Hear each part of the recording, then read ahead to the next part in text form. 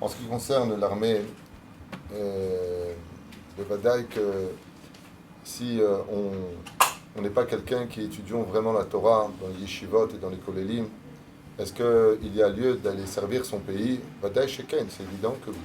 Chacun de nous devons participer et se sentir concernés par ce qui se passe dans les frontières de notre pays, mais à la condition, on ne construit pas une mitzvah sur le dos d'une avéra. C'est-à-dire que s'engager à l'armée pour une période déterminée éventuellement, mais à la condition où il y ait Mahanecha Kadosh.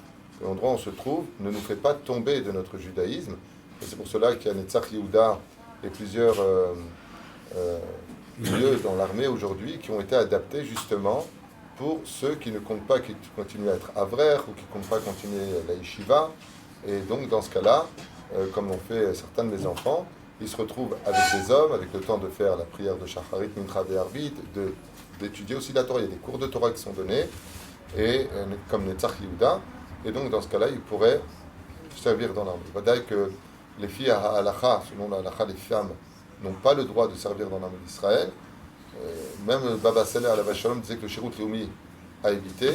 Aval entre l'un et l'autre, si vraiment il n'y a pas d'autre choix, il est préférable qu'une femme aille au Shirut Leumi, donner de son temps dans l'aide qu'elle puisse apporter dans le système social ou dans les hôpitaux ou autres, que de se retrouver à l'armée en treillis avec une arme et se comporter comme un homme. Ce n'est pas le chemin de la Torah, ce n'est pas le chemin d'Israël. Les Echaval, les Tsaren Warav, qu'en Israël on donne une obligation dans ce domaine. Il faut savoir que c'est pas le seul pays, il y en a d'autres, mais on est très peu sur terre à obliger les femmes aussi à participer à cela.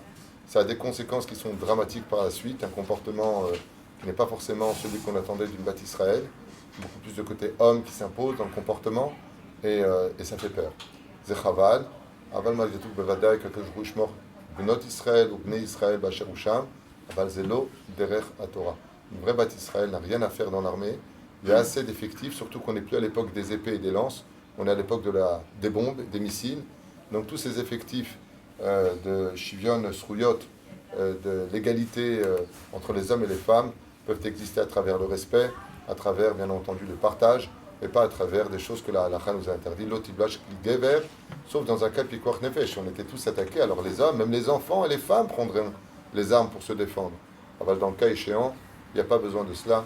Et la reine, tout celui qui veut Bezrat Hashem Itbarach suivre le chemin de la Torah éduquera ses enfants de telle façon à ce que il faut savoir qu'il y a plusieurs facettes pour servir le pays d'Israël, mais il y a une facette pour laquelle il est interdit de rentrer, c'est de créer, soi-disant, une idéologie au nom d'une mitzvah qui n'en est pas une, sur le dos d'une avéra, avec des filles sans pantalon et qui se mettent à tirer, vadaï que c'est pas le chemin de la Torah.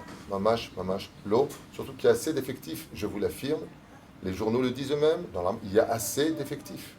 C'est pas qu'on manque. Il y a tout ce qu'il faut, Baruch Hashem, pour créer une armée qui soit Mamash, Alpi Alacha et Alpi Torah, et Bezrat Hashem, qu'on ait le meilleur jour et qu'on n'ait plus besoin d'armée, ni chez nous, ni chez personne, qui est le Shalom sur terre, Bezaïka. Bezrat Hashem Barach, chez